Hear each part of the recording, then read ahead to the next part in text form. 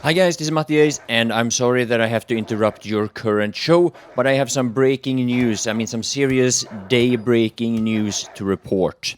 We have just recently received news that Daybreak Game Company is going to split up H1Z1 into two different games. And the two games are going to be called Just Survive and King of the Kill. So now for quite a while, the majority of the H1Z1 community has already been quite divided into either Battle Royale or Survival. Meaning that most players actually decide quite early on whether or not they want to play one game mode or the other, and then they normally stick to whatever they choose. Me, I play almost exclusively Survival or Just Survive, but I'm actually one of those players who does a bit of both. So now when this game was announced, when it was first released, it was an open world zombie survival game set in a post-apocalyptic world. Meaning what is now going to be Just Survive was the core mode that the game was marketed and sold based upon. However, due to the popularity of Battle Royale and how that community has grown, I feel it pretty safe to say that this is the main reason why they're splitting the game up. Also due to some of the toxic discussions that has followed after basically every update between the two parts of the community about what Daybreak Game Company is focusing on. For example, when they add new recipes for crafting or when they make changes to base building, this will of course not affect Battle Royale players, meaning that some of them might feel neglected in an update when they feel that there are things that needs to be done to Battle Royale.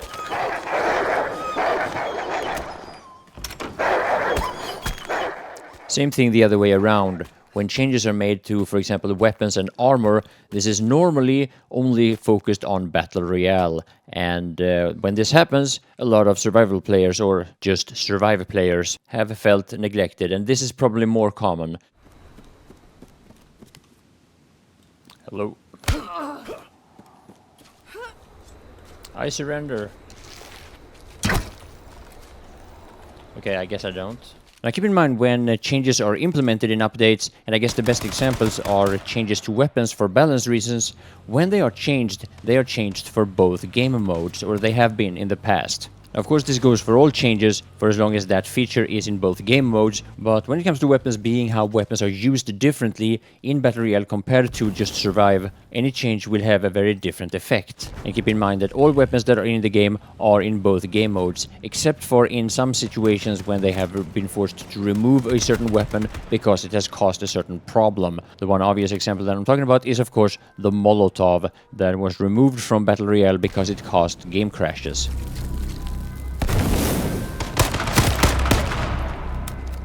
Another example is the R380, the pistol, that was removed from survival only for, I think for balance reasons, not because the weapon itself was a problem, but because they wanted to reduce the amount of weapons and ammo. And the R380 or the 380 ammo was almost exclusively used to break down and make other types of ammo with, allowing people to gear up quite easily, quite fast. And splitting up the game the way they have announced now is of course going to make these kinds of changes a lot easier to implement. So now the two names that they have chosen for these two new games, I don't know. The choice Just Survive, that is, in my opinion, that's just bad. It's a survival game, everybody calls it survival. As far as I know, they're not going to implement any changes to move away from that. And as far as I know, it's also close enough to any other typical survival game, such as Rust, Daisy, or Ark, that it should be just called survival, in my opinion, but hey, whatever. And with the other game mode that is currently known as Battle Royale, calling it King of the Kill is of course taken from King of the Hill, which is what Battle Royale basically is. But using a new name that isn't particularly specific will of course allow Daybreak to expand on the game modes and varieties of current game modes without it being a problem that whatever they implement is not true to the name.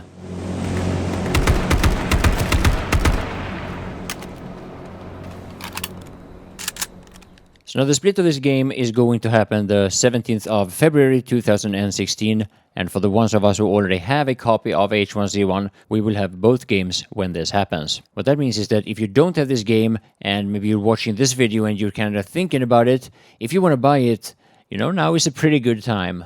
I think the price is somewhere between $15 to $20. It was $19.90 when I bought it. And yes, it's an alpha game, early access and all that stuff, which a lot of players are actually against buying. But the line between alpha, beta, early access and finished product is getting more and more blurry, I have to say. And when people ask me if it's worth buying, Well, I would say it's definitely worth buying, being that it is that cheap and being what the kind of chances you take when you buy a $60 full retail game. Whether or not this is worth your time, I don't know. I can't answer that. I mean, the best answer I can give you is, check around my channel. I have plenty of videos. If what you see looks interesting and seems like a game that you would like to spend some time with, well, then you get your answer right there.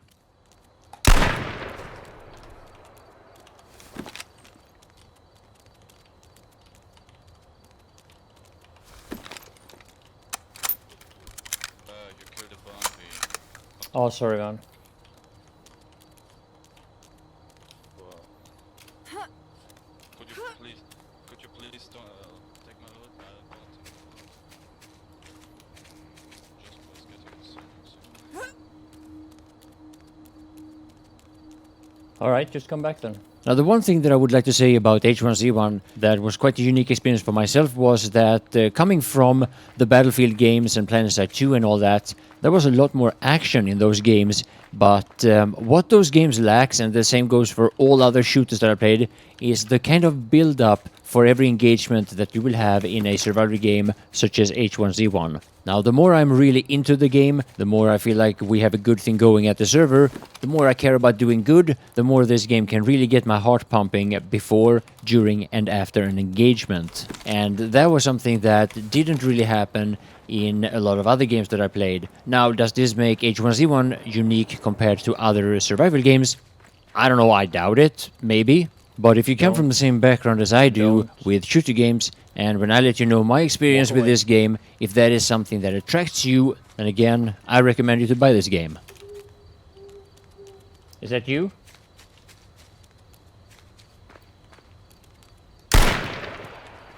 So now, this is quite a big change. It really is.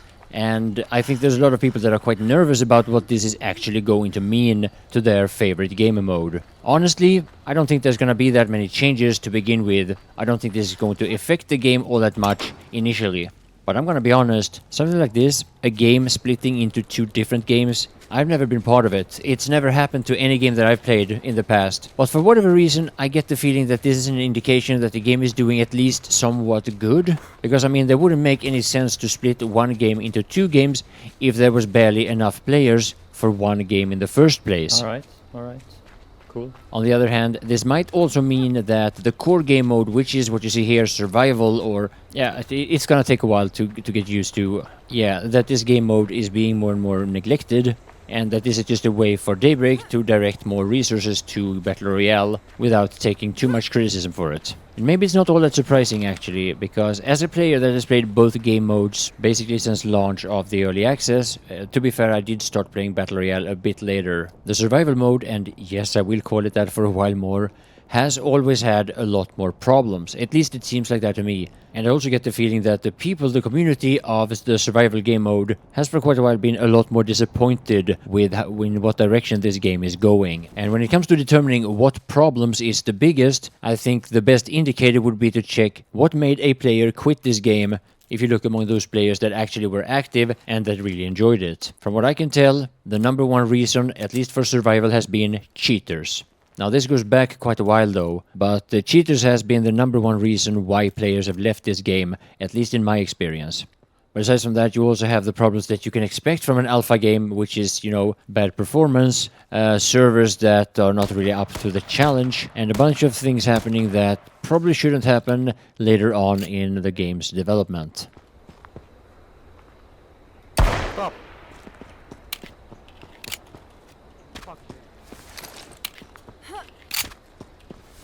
Now, is the problem with cheaters smaller in Battle Royale? Is there less players that cheat in Battle Royale?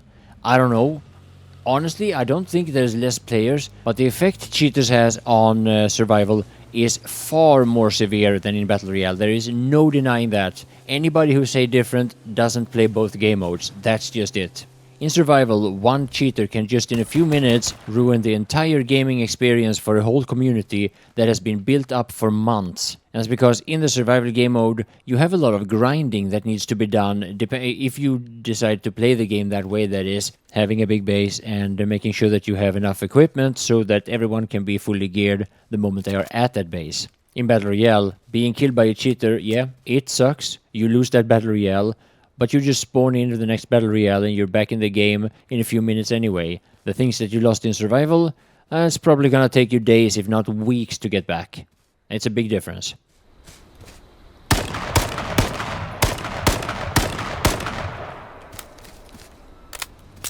Now, before I end this video, I'd like to know what you guys think this is going to mean. Do you think this is going to be good or bad for the game? Do you think it's going to be good or bad for either of the game modes? And what kind of changes and development do you want to see in the future? So now I'm going to let this battle royale play out, and I want to thank you all for watching.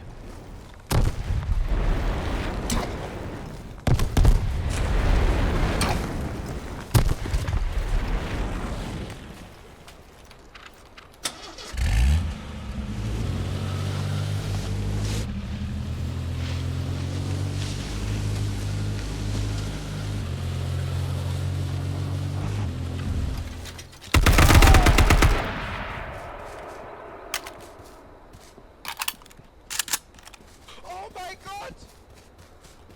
Is it really you? Yeah, it's me, man. It's me.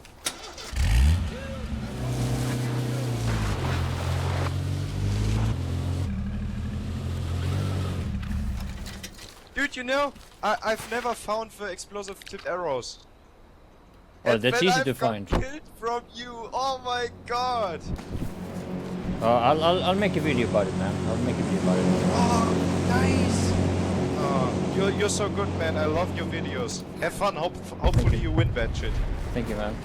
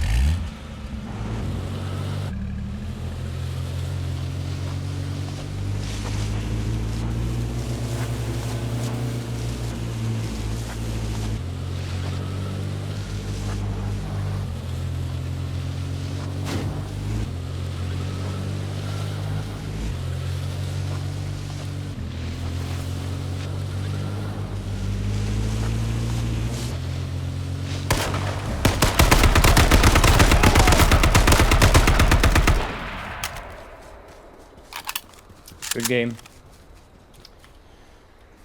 Good game, potato aim. Fuck, I am so bad when I'm not focusing at fucking shooting.